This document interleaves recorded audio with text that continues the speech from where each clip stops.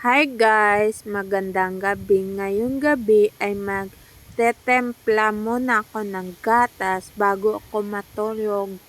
Mainom anay ako ng Bear Brand na gatas kasi masakit talaga ang tiyan ko. Para mainitan naman ang tiyan ko, mainom anay ako ng gatas. Kapag hindi ako matuyugan kapag gabi, ay gatas lang ang katapat ng pag, pag para matuyugan talaga ako.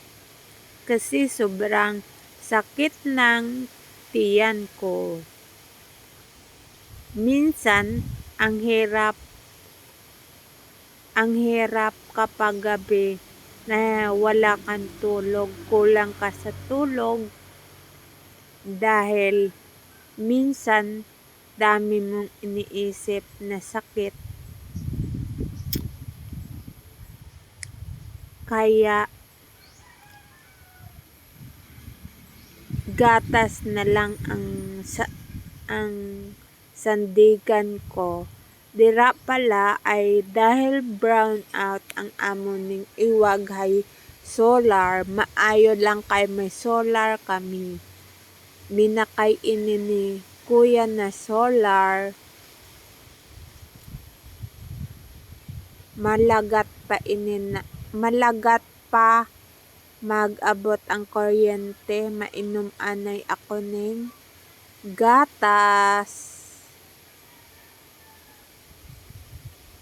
Dira pala ay kainom ako gatas.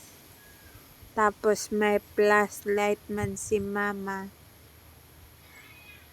Pasensya na kamo guys kasi walang kuryente dire, brown out.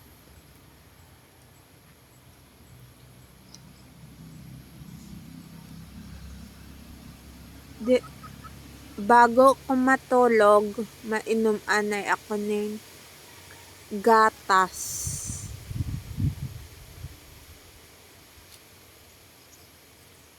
Ang bata ko pa, dami ko ng sakit na nararanasan, diba? Pero alam ko darating din ang tamang panahon. Nalilipas din lahat ng sakit na nararamdaman ko. Kasalanan to ni Eva at ni Adan. Base kasi nagkasala sila. Ay may nararamdaman na sakit ang mga tao. Dira pala gahimas ako ng tiyan ko kasi masakit na talaga ang tiyan ko. Nang Huwebes pa ini, Huwebes, Bernis, Sabado na ini, Sabado, tatlong araw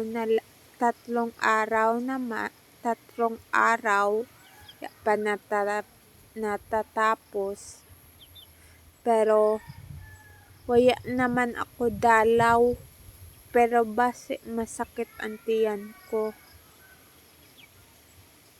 Tapos igwa ko honey.